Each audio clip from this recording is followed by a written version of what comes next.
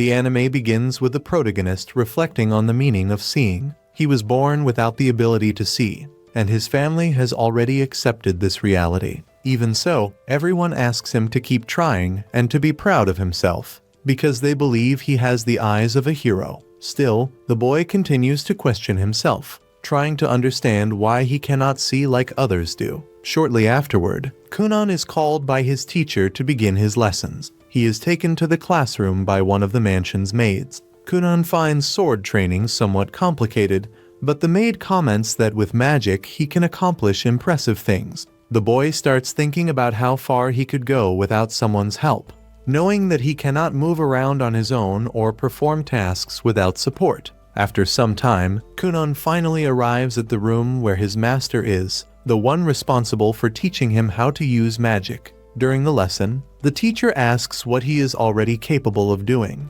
Soon after, using his wand, Kunon casts a water spell, surprising the teacher by already mastering that type of magic. Curious, Kunon asks what size that water magic is. The teacher replies that it is about the size of an eyeball, but upon realizing what she said, she apologizes and promises to make it up to him. Kunon then realizes that he can see magical manifestations, which makes him extremely excited. He also begins to find it strange that he always eats without worrying about what he is consuming, finding everything very curious through touch. When he tastes lettuce, he thinks he is eating some kind of grass, until the maid explains that it is a vegetable called lettuce. Then she says that what covers the bread is butter. When he picks up another fruit, even before she says anything, Kunon recognizes that it is an apple.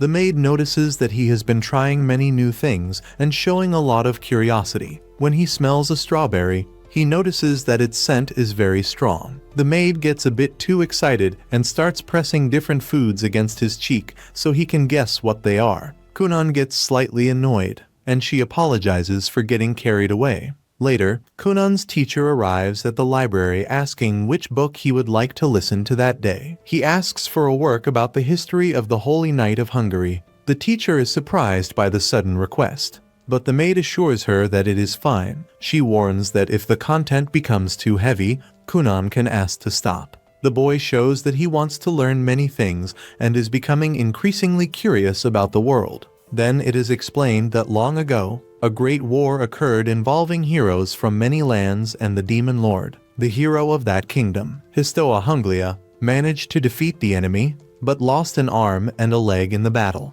After the war, some of that hero's descendants were born missing body parts, such as arms, legs, or even their sight. These children came to be seen as the reincarnation of the hero, bearing what are called the hero's scars. Kunon states that he is just himself and that he uses his own magic, managing to duplicate several spheres of water. To him, mastering magic means being able to see and feel the world. However, whenever he uses magic, he becomes extremely exhausted and ends up fainting. When taking him to his room, the maid asks whether all the affection she gives him is not enough. Kunon replies that it is more than enough and thanks her for always taking care of him. Even so, she comments that if love is not enough, the solution would be for them to sleep together. But Kunon says he does not need that right now. He acknowledges that he still does not have enough knowledge or physical strength to use more advanced magic. The maid believes he needs to eat better. After all, he is only 7 years old and needs to grow strong. Kunon feels that he is lagging behind other children and becomes frustrated for fainting while using basic magic. The maid asks him to take it slowly, respecting the limits of his own body. Kunon comments that he would like to develop muscles, but running or walking is very difficult for him. She then suggests training sword techniques, which excites the boy. Aiko decides to speak with Kunon's father to hire someone qualified. Before leaving, Kunon thanks her for the help. While Aiko gets excited thinking about a possible raise, Kunon only asks that she not make too much noise during his magic training. Aiko is happy and says that if she did not feel his presence, she would be crying that night. The next day, a fencing instructor is hired to train Kunon. During the training, Professor Jenny appears unexpectedly, and the instructor cheerfully comments on how quickly the day passed. Jenny notices that Kunon has started practicing swordsmanship, and he explains that to use magic, one needs knowledge and physical strength. Observing more closely, she realizes that Kunon has changed a lot since the last time she saw him. Before continuing, she asks if he wants to rest. But Kunon prefers to keep training to improve even more. So she decides to review the spell Aori, known as water magic. Kunon casts the spell, and everyone becomes excited when several water spheres appear. The teacher is shocked, as he reached that level almost on his own, even finding it frightening. The scene shifts to Mirika, Kunon's future wife. The maid informs her that the carriage has arrived and that she should go see him. Mirika comments that Kunon has always had an apathetic expression, but the maid reminds her that everything was decided by the royal family. During the journey, Mirika explains that Kunon bears the hero's scars, something important to the kingdom of Huglia, and that the political marriage is a royal duty. When they first met, she wanted to play with him and discover what he liked. But Kunon always seemed distant and sad, saying that he could not do anything on his own. Returning to the present, Mirika feels sad thinking that she would see that dejected face forever. However, upon arriving, she is greeted by Kunon with a smile, which confuses her. She wants to understand what changed, since he seems happier. Kunon explains that he has come to like her, surprising Mirika. When he shows his abilities, creating a rainbow above his head, she is enchanted. Kunon apologizes for having troubled her before, and she also apologizes. He asks her to listen to his stories, as he has experienced fun moments. Mirika falls even more in love upon seeing him so cheerful. On her way home, she feels radiant, considering it a wonderful day and looking forward to seeing him again. The scene returns to Kunon, who is surprised to realize that, for the first time in his life, he reached out his hand to someone. The maid celebrates, saying that this proves he is a true gentleman. The next day, Kunon asks the teacher to read more about chivalry, as he wishes to be worthy of Mirika. The final scene shows the teacher, aware that all of this is something impossible for her. She realizes that she can no longer maintain 7 water spheres at the same time, and soon understands that Kunon has evolved far too quickly. In a short time, there was little more she could teach him at that level, so she decides to move on to intermediate magic. Her initial plan had been to teach only basic magic to a child, something she had always wanted, since it required less effort and offered a good salary. Although useful, magic is never completely safe, and Kunon is still very young to deal with advanced techniques. Even so, the girl understands that it is too early to give up and decides to continue the job. After all, she also needs to support herself. The next day, she decides to teach Kunon how to put feelings into water. To demonstrate, she creates one icy sphere and another hot one, showing how this gives originality to the spell. To her, this ability defines a mage's individuality, and can even be seen as a clear difference in talent.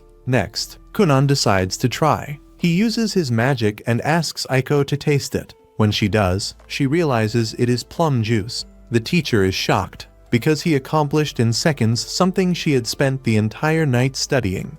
She asks if it was difficult, and Kunon replies that it was not. At nightfall, he decides to test it with 2 apples, trying to better understand aroma. However, he encounters difficulties, since he cannot see colors. Without understanding them, he cannot cause magical changes or create eyes. Even so, he decides to continue, because he wants to see everything that exists in the world. At dawn, Kunon goes downstairs for breakfast and realizes that he can see colors using magic. Aiko is surprised, but he believes he still cannot see properly. The girl becomes irritated, so Kunon explains better. He sees colors through magic. He picks up a green apple and says it is red. Aiko realizes that, to him, colors are different, and that he still does not know their names. Kunon agrees, saying it is the first time he has ever seen these tones. Aiko then explains that the apple is light green. Kunon becomes even more confused, realizing that feeling something may be even harder to learn. Aiko asks how many apples are on the plate, and Kunon answers that there are 5, 3 red and 2 green. Aiko is fascinated by the boy's progress, and can hardly wait to see what will come next. When she tells Kunon's father about this discovery, he is surprised to learn that his son can now distinguish colors. Aiko explains that the range of this effect is limited, but enough to differentiate shades, becoming clearer the closer he is, especially through touch. The father asks if Kunon can read, and Aiko replies that he can, since he identifies the color of the ink by running his finger over the letters. He still needs to learn reading itself, but he is already enchanted by books and illustrated guides. The man asks whether the boy would not like to return to the main house, as he did not want people to worry about him. Aiko thinks it is better not to, because Kunon is discovering many new things, and that could interfere with his goals. The next day, Kunon manages to create a red water sphere, but his family suddenly appears, and he drops the sphere on the ground. The liquid covers him in red, and his mother faints upon seeing the scene. The teacher observes everything and realizes that Kunon possesses an absurd amount of magic. She does not know how far he can go, but she believes he may reach the greatest title in the magical world, the Blue Mage. The scene shifts to the father talking with Kunon's brother, considering taking him to a noble school. He explains that Kunon has rarely left the mansion since birth and may be frightened by the world and unfamiliar people. Therefore, he asks the older son to take care of his brother.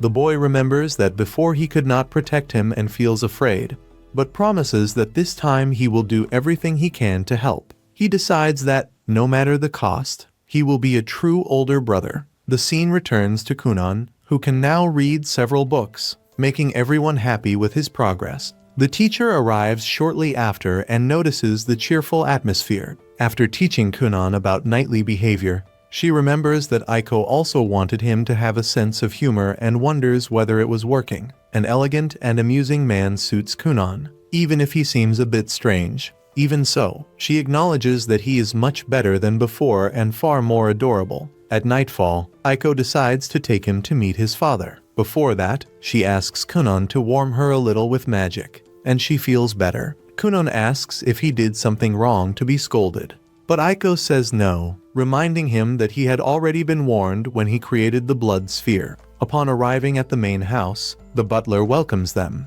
and soon Kunon's brother appears to greet them. As they head to their father's room, the brother asks if Kunon needs help, but he replies that he does not, since he can feel everything around him. The brother becomes excited upon realizing how strong Kunon is becoming thanks to magic. In the presence of their parents, the father decides to speak seriously. He asks whether Kunon still does not wish to attend school. Kunon replies that he does not, because he thinks he would bother people and prefers to prioritize other things at the moment. The father says he wants his son to do what he thinks is best. Kunon asks if there will be any problem if he does not go. The father explains that all nobles are required to attend school, and that, technically, Kunon also belongs to an aristocratic school.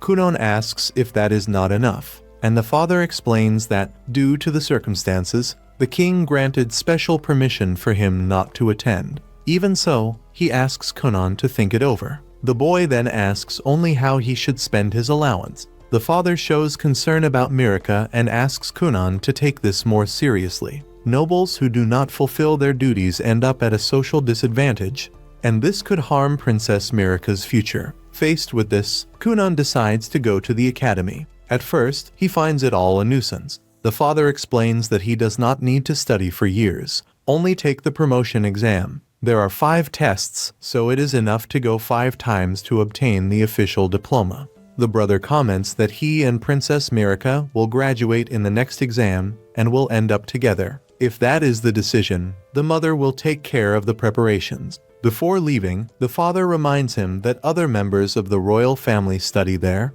and Kunon may end up meeting Mirka. The brother assures him that everything will be fine. The scene shifts to Kunon talking with Mirka, telling her that he will go to the academy for 5 days to take the exam. Mirka is very happy to be able to spend this time with her future husband. Kunon does not fully understand how school works, but he promises to do his best. He feels a bit uneasy, thinking that other people might be jealous of the princess. He soon senses a certain tension and wonders whether Mirka lacks popularity. Kunon considers buying a wand for self-defense. As he boards the carriage, he casts a spell to prevent it from shaking, since his father had commented that this caused back pain. The brother asks if Kunon is afraid of going to a distant place, but he replies that he is not, because he is much stronger now. Even so, he knows that he caused concern when he fell and got hurt in the past. For a long time, he carried the guilt for all of this within himself. Kunon then explains that everything is fine now. Before, he felt a constant desire to simply disappear. But that feeling is in the past. In the present, he is determined to live, no matter what happens. His brother clearly notices how much Kunon has changed. The boy states that even if all the humans in the world were to disappear, he would still intend to keep living, because he carries a strong desire to survive. Upon arriving at the academy, Kunon is welcomed by his beloved wife. Before entering completely, he lags behind a little and begins to feel the presence of many people around him, as well as hearing countless voices. He knows that if he were the Kunon of the past, he would probably have hesitated to take this step and enter the school. The scene then shifts to the teacher responsible for accompanying him. She remembers when she first met him, when he was still very young, and wonders whether she will be able to guide him properly during those 5 days. As she observes him closely, she realizes that Kunon has matured a great deal and is even walking ahead of her. Even so, she calls out to him and officially introduces herself as the school's teacher and the tutor who will be accompanying him. While they talk, some students appear, commenting among themselves about Kunon, saying that he is the only one to have received that blessing in 100 years. One of the boys shows irritation, while his friends think Kunon is nothing special. However, the jealousy truly surfaces when he sees Mirika at Kunon's side. Upon entering the classroom, the teacher asks whether Kunon already knows how the exam works. He replies that it consists of 5 days of tests. She confirms this, explaining that each test has a specific time limit. After completing the exams, Kunon manages to get everything right, leaving the teacher very satisfied. The scene shifts to Kunon walking through the school corridors until a boy appears and starts provoking him, saying that he does not believe Kunon really received his father's blessing. This boy is Lyle, Mirika's brother. Realizing that the situation could turn into a mess, Kunon decides to settle it once and for all. He uses the water around them to create the illusion that the prince has gotten wet, making it look as though he has urinated on his own clothes. People begin to laugh, and Lyle runs away in embarrassment.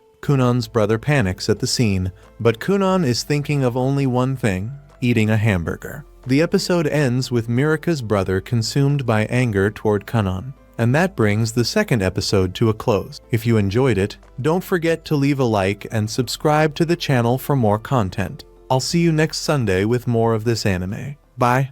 However, soon we see Lael walking through the corridors, consumed by fury, as if she were planning revenge. Later, Kunon asks Mirika about what happened in the dining hall and why Prince Lael placed himself in his path, clearly showing his violent nature. Mirika replies that he came only to pressure him, reminding him that her brother is the 6th prince, while she is only the 9th princess. Because of that, her position in the royal hierarchy is lower. However, her fiancé bears the scar of the hero, being a highly prestigious mage, which quickly elevated her status. Now that Kunon has shown his true worth, he will stand above high society.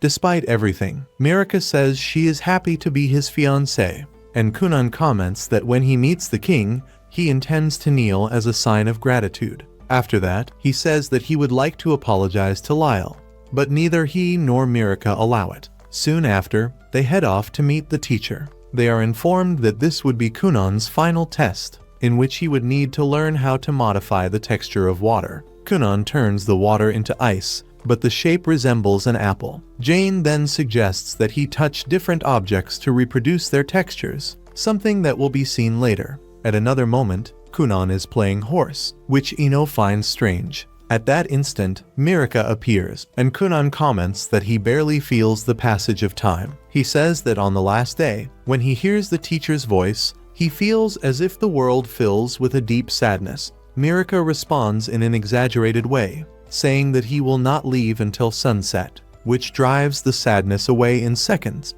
After that, the three move on together. Kunon is excited for the final exam, because all of that makes him feel as if he were in a real school. Although it is also sad to know that he will not continue there with his teacher. She says that she will be watching and wishes him good luck. It is clear that there is a great deal of trust between Kunon and the teacher, something built throughout the examinations. The teacher comments that she became an instructor to follow in the footsteps of a man she admired, with whom she studied at a school for nobles. However, that man did not pass the final exam, and she ended up alone. The other two do not fully understand how a teacher can share her life story with a student. Meanwhile, another student talks to Mirika, asking her to introduce him to Kunon. With all the posture of a knight, Kunon introduces himself as the fiancé of Princess Mirika Uglia and the younger brother of Ixia. This relieves him because he discovers that his sister and his fiancé had friends, since no one usually spoke to them. Mirika explains that if she seemed distant, it was only to spend more time with Kunon, asking her friends for a bit of understanding. Kunon thanks the princess for her consideration, but admits that he had been worried, even though he never directly asked whether they were lonely at school. He is happy to know that his sister was not alone and that the princess had friends, otherwise he would have tried to comfort them, saying that there is no problem in not having friends. This confusion leaves everyone speechless, but Mirika understands what he meant. Kunon confirms it, stating that humans can live well on their own, which sounds intriguing to everyone. Already in the classroom, Lyle is informed that the time for the exam has arrived. He orders everyone to wait for her, but his subordinates doubt that, even though he is a prince, the teacher would decide to wait. After all, it is an official examination. The bell rings, marking the beginning. The students sit in their seats. Our protagonist was about to be guided by Mirika when Lyle appears and separates them. People begin to murmur, and Lyle notices this, remembering what the maid said at the castle. He becomes furious, since no one had ever dared to challenge him in that way. Suddenly, Kunon grabs his hand and introduces himself. Surprising everyone, Lyle demands that he let go, but Kunon holds on firmly, comparing himself to a biting turtle, and says that he is his brother-in-law, so the proper thing would be to get to know each other better. Thus, they enter a verbal confrontation, making it clear that he did not give him permission to touch him. Kunon points out Lyle's masculine bearing and states that, if he could see, he would be so impressed that he would smile when he lifted his chin. This makes Lyle blush, drawing laughter from everyone. Embarrassed, the blonde asks Kunon to let go. He obeys, and the matter ends there. During the exam, the prince shows good performance, albeit a bit reflective. In the end, after the evaluation, the teacher announces that everyone has passed. With that, Kunon returns home, says goodbye to his classmates, and even to the teacher, to whom he extends his hand to his brother. Lyle watches the scene smiling and comments something with his colleagues before leaving. Back at the place, Jane asks Kunon to practice magic by creating a whirlwind. He begins by forming a sphere of water and making it spin. Next, they ask him to stop the movement and divide the sphere into 10 parts, which Kunon manages with effort. Then, they request that he change the colors to red, green, and yellow, as well as alter the texture, something he accomplishes without difficulty. Jane congratulates him, saying it was magnificent. Before stopping, Kunon asks for one more moment, explaining that he made an extra modification, adding shape and temperature to the texture. Thus, we see the water gain solid form and shoot away. Jane is startled and falls to the ground, saying that it was too much. After some time, the two appear having tea. Jane says that she wants to talk about something important. Kunon thinks it must be the graduation celebration dinner and says that she is also invited. However, Jane says it is not about that, although graduation is a good moment to tell the truth, asking whether he is mentally prepared, because what she will say is extremely shocking. Kunon shows concern, takes a sip of tea, and before continuing, asks Aiko to leave. As he goes out, he clenches his fist, feeling that it is too much.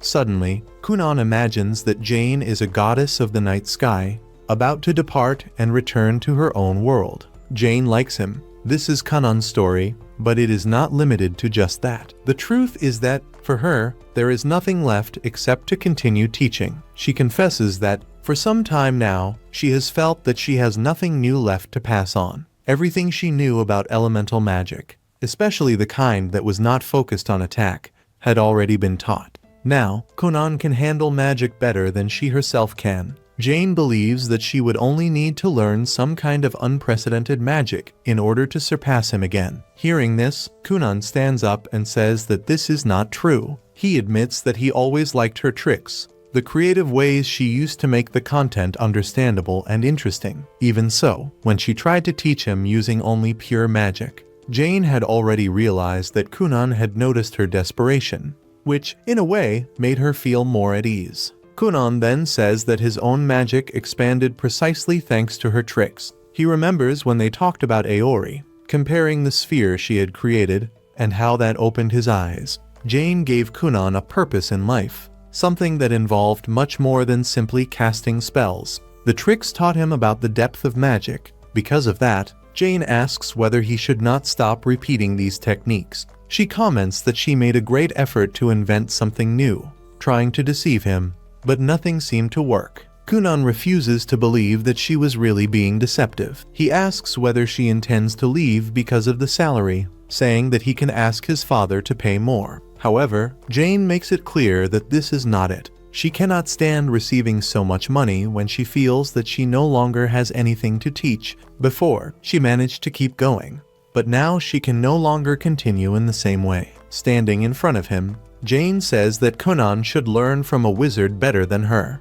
someone who could still help him evolve. She admits that she managed to deceive him up to that point, but she cannot continue like this. For Kunon, even if they were tricks, the fact that she was able to think of so many for such a long time already showed incredible talent. He says that he would like her to continue being his teacher, even if she were an elegant deceiver. Kunon does not want anyone else in that role. While she was saying this, some aquatic animals began to approach, making it clear that Jane truly could no longer continue as his teacher. Kunon's magic had already gone far beyond hers. Finally, we see Jane leaving. For her, there is no doubt that Kunon is a genius and that he can reach the title of Blue Mage. Even she, being considered a genius, had to work very hard, surpassing her own limits repeatedly in order to evolve. She states that she cannot afford to lose to her student because it is still far too early for that. The days pass, and Kunon discovers that Professor Flora also resigned.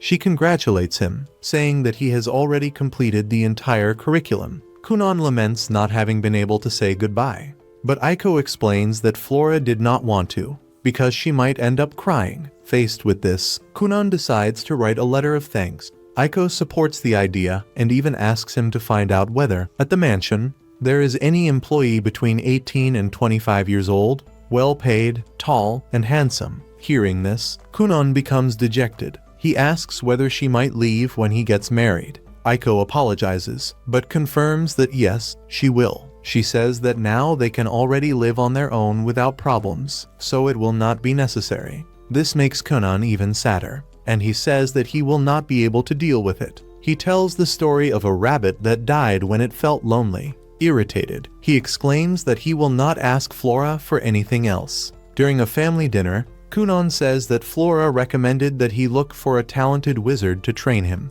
Ino comments on rumors about the existence of a powerful royal wizard at the school, named Zio, also known as Sionli Fin Royal, famous for his appearance and for possessing an absurd amount of mana. Kunon's father reacts firmly, explaining that a royal wizard holds an official position in the castle, answers directly to the king, and cannot receive orders from anyone outside the royalty.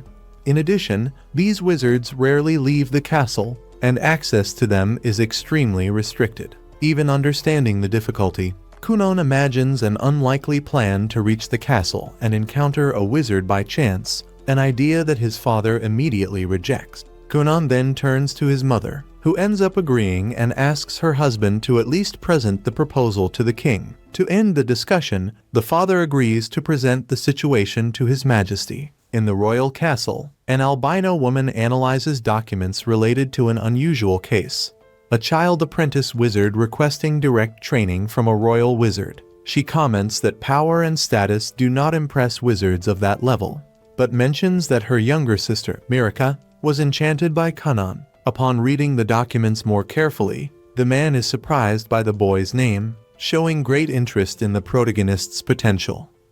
Upon returning home, the protagonist had no idea how his life was about to change. His father did not imagine it either, since it had never crossed his mind that those people would arrange a meeting so quickly. In addition, he knew that the matter of a magic instructor would also come up. The boy, for his part, found that man's power simply impressive. However, his father explains that it was not exactly that. According to him, everything indicated that the court mage had taken a personal interest in Kunon. Curious, the father asks what kind of magic his son had learned recently. Kunon then demonstrates Ori magic, creating a cat with an incredibly detailed form. The father is visibly impressed by the level of control his son displays. Even so, Kunon comments that the creature's movement seemed a bit artificial, and that, in the future, he would like to be able to reproduce even the sound of meowing. Noticing how much his father likes animals, Kunon asks why they do not keep one at home. The man immediately refuses, saying that it would end up disrupting the family's routine and making work more difficult. Even so, Kunon does not find the justification very convincing. He recalls that, with the wealth of the Gurian Marquess family, it would be perfectly possible to gather adorable cats from various parts of the world. The father explains that the decision not to raise cats had already been made, because they would all end up at his feet, which could cause accidents. Kunon accepts the explanation, but the father soon reminds him that Tina loves dogs. Kunon agrees and realizes how his father always takes the entire family into consideration. Still, Kunon suggests the idea of raising cats outside the house. He mentions that Eiko once said that keeping outdoor cats is a symbol of status among nobles. In addition, Princess Mirica herself also said that it is a sign of prestige. Upon hearing this, the father immediately shows interest in the idea of keeping cats outside the residence. Shortly afterward, they finally arrive at the royal court. At that moment, we are introduced to Lesia. The father warmly thanks her for such a friendly reception, while Kunon also speaks up with his characteristic politeness. The man comments that he wishes Kunon were as charming when speaking as he is with a second princess, reminding him that Lesia is his sister-in-law. The young woman says that she has heard many compliments about Kunon from Mirica. Observing more closely, Lesia notices that Kunon is holding a cat, but soon discovers that it is made only of water. The father ends up quite disappointed upon realizing that it was not his new pet. Lesia then decides to take Kunon directly to the Black Tower Hall, while the father goes to greet the king. Before they separate, the father asks how Kunon intends to return. The boy replies that he can return on his own, since he still needs to visit the princess. The father insists on calling a carriage for him, but Kunon, being more clever, decides to go to a restaurant, the same one his parents usually frequent. The Black Tower is located on the other side of the castle. Upon entering, Lesia asks whether Kunon can walk without difficulty. He answers that he can. Noticing his anxiety, she tells him that he can say whatever he wants. Kunon then begins asking questions about the essence of a mage, addressing only subjects related to advanced magic. Lesia admits that she does not know how to answer, since she is still a beginner, and decides to change the subject, explaining more clearly how the royal family works. She explains that the current royal family of Hungary is composed of 7 princes and 10 princesses. In many countries, succession to the throne is defined automatically, with the first prince inheriting the position. However, in Hungary, there is a strong system of meritocracy, where performance can alter the order of succession. Kunon comments that this seems quite complicated. Lesia agrees and reveals that she dreamed of becoming a great mage, which is why she gave up any right to the throne. Moving on, Kunon feels an enormous concentration of magic, coming mainly from one of the towers. Lesia explains that Mirica is very worried about the succession dispute. Suddenly, she is surprised to see Kunon using magic in a frightening way.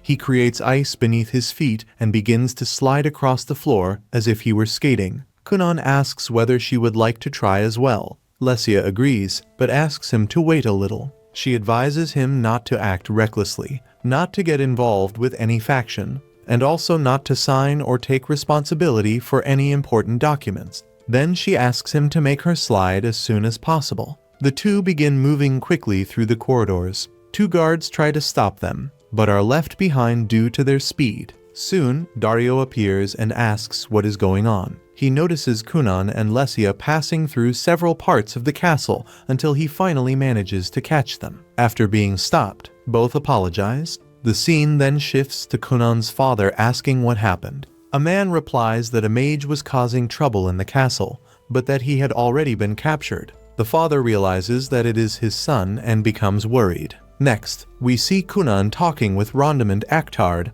the official court mage. Kunon introduces himself and immediately senses the man's impressive power. He thought Lesia's magic was incredible, but he realizes that the director is on a completely different level. Rondamund comments that he heard Kunon possesses the water crest. The boy confirms it and shows that it is on his arm. The mage asks whether the crest has 2 stars, and Kunon admits that he does not understand much about it. Rondamund then explains that there are 7 magical attributes: fire, water, earth, wind, light, darkness, and arcane, each with 5 levels. Kunon asks whether 2 stars represent the most basic level, and the man confirms it. Lesia adds that she also has only 2 stars in the wind attribute. Kunon asks whether Rondamund is different, because he feels a much greater concentration of power. He ventures to say that it might be 3 stars, but the mage reveals that he has 4. Rondamund asks whether that surprises him,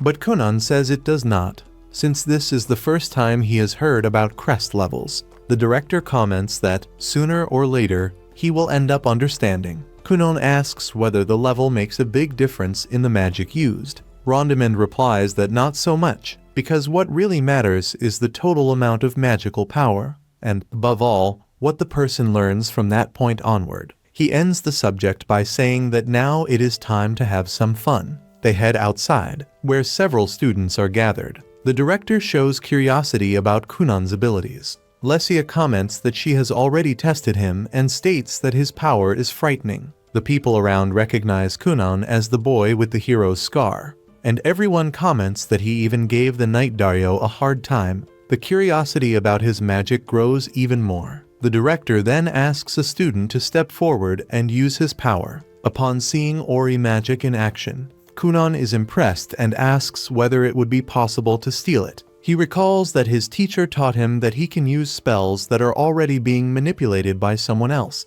Even thinking this is impossible, he tries, but realizes that the boy manages to resist quite well. Even so, everyone is shocked to see that Kunon managed to steal 2 spells. The director asks to leave the boy with him, while the others joke about the situation. Lesia comments that the student had recently been dumped by his girlfriend, but he replies that this has nothing to do with the conversation. The director notices the general interest in Kunon. The boy asks whether he passed the test, but the man says that he still wants to carry out a few more experiments. He also wants to test Kunon's magic directly. Next, Kunon creates a spell similar to a trampoline, capable of making people jump. The director is impressed, and soon everyone wants to try it. Lesia comments that it must be wonderful to sleep on something like that. Kunon says that he can create something even better, capable of launching someone much higher. The director asks him not to do that, warning that if he does, he will not allow Kunon to return home that day. Even so, he admits that he has not had fun in a long time. Kunon explains that he has an appointment that night with his fiancée. Lesia then asks whether he can create people with his magic. Kunon replies that he can, but admits that the movements are still incomplete. The boy explains that everything depends on the magic used to reproduce human movements. According to him, with more training, this would certainly be possible. Curious, they ask whether Kunon can demonstrate some movement. He confirms, and then makes the doll rise into the air. The result frightens everyone around, quickly drawing Doria's attention. Kunon ends up feeling a bit discouraged. Since that day, he had already been scolded twice in a row. Even so, the old man tells him not to worry, commenting that they could continue talking about magic even during a meal. Kunon then asks whether he was approved in the test, and the man answers that he was. He says that he had a lot of fun and states that he will take responsibility for reflecting more carefully on all of it. Kunon is extremely happy to know that he passed the magic evaluation. The director then asks whether he has any goal for the next few years. Kunon replies that he would like to be able to create an eyeball using magic. The answer leaves everyone impressed, reinforcing the idea that he is very different from most people. After that, Kunon goes to talk to his father, who is visibly irritated and wants to know exactly what his son has been doing. Lesia intervenes, saying that none of what happened was the boy's fault. Even so, the father explains that a mage needs to take full responsibility for his actions. He cannot act without thinking, because magic, when poorly used, can injure someone or even cause deaths.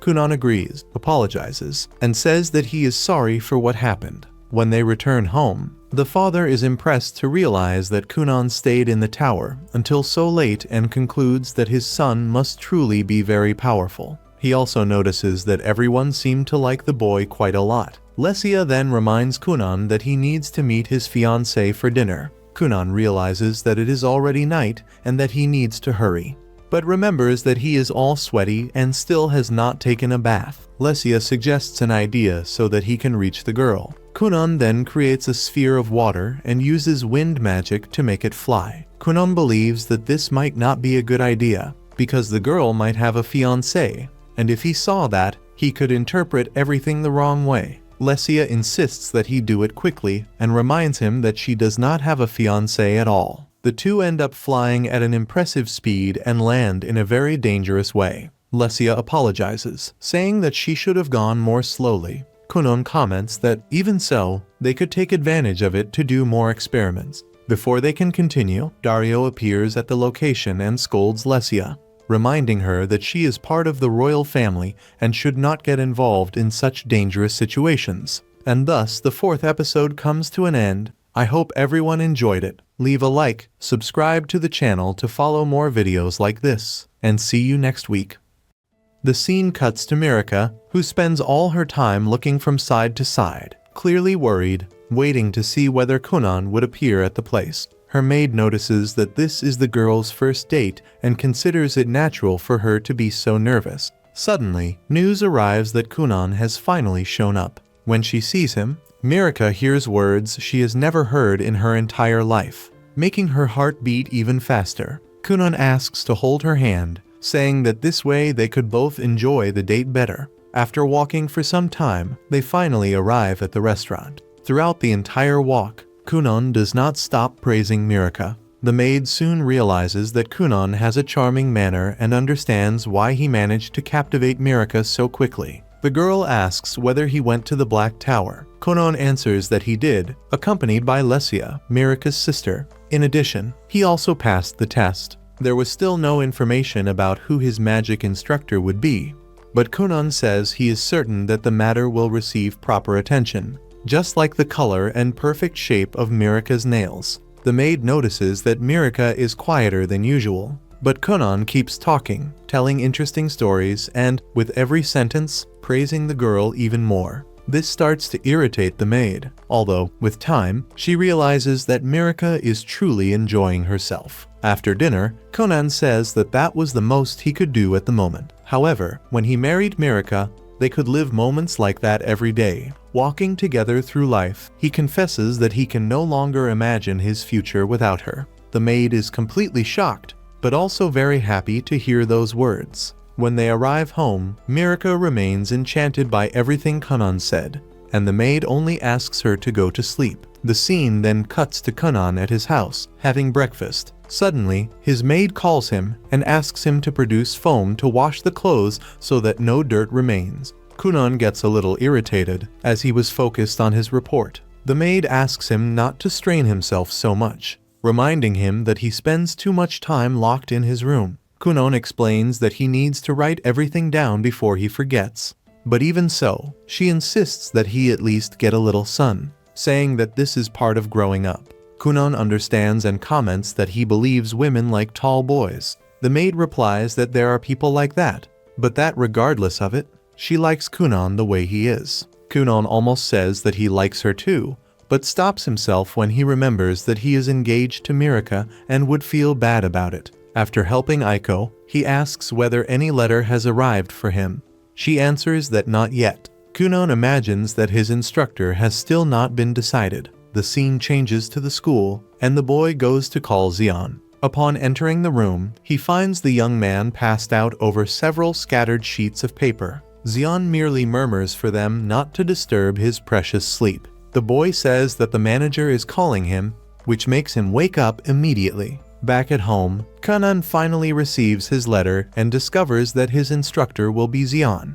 the same person his brother and sister had spoken about. Aiko also knows him and shows excitement, saying that there is no woman who does not know who he is. She comments that she needs a new maid uniform to receive him. Kunon asks whether she plans to dress up for another man, but Aiko asks him not to say such things and states that she needs to look even prettier for the meeting. The scene cuts to Mirika's house, where she is talking with Lesia. The two are confused because a court mage needs authorization from the royal family to go out. Lesia does not understand why they chose that man specifically, since she would like to teach Kunon herself. Suddenly, the sisters Avril and Ledalia appear and start teasing Mirika, saying that her fiancé has an impressive recommendation. Unlike her, Lesia defends her sister, stating that Kunon is a great mage and that it is none of their business. She tells them to get out of their way, and the girls eventually leave, still provoking them, while Lesia tells them not to get so full of themselves. Soon after, the scene shows Xion's arrival at Kunon's house.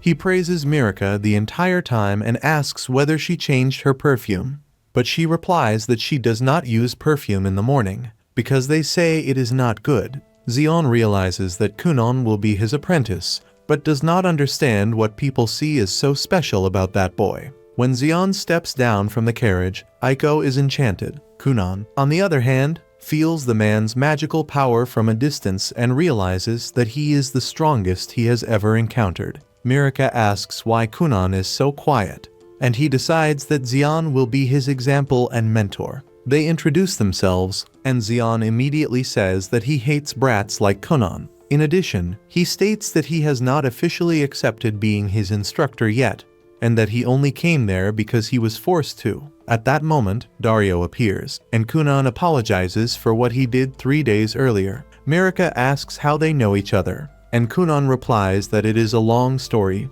Kunon realizes that Xion is a beautiful and powerful mage, but since he cannot see him, he does not know whether he is someone admirable or not. Xion asks whether Kunon is mocking him, but Kunon answers that he is not. Xion thinks Kunon is nothing more than a strange child. As they sit down, Kunon and Mirika chat cheerfully about dating, until Xion asks them to stop flirting right in front of him. Then he asks what Kunon knows about magic. Kunon explains that magic is released through magic circles drawn with magical power, which can be divided and reconstructed like a set. Xion asks up to what level Kunon can use. Kunon replies that he can reach level 31. Xion is impressed and says that he can reach up to level 50, but wants to know how Kunon managed to break the level 20 barrier. Kunon explains that he overlaps the crest. Xion is even more surprised when he realizes that Kunon does all of this on his own, even though he has used some tricks as assistants.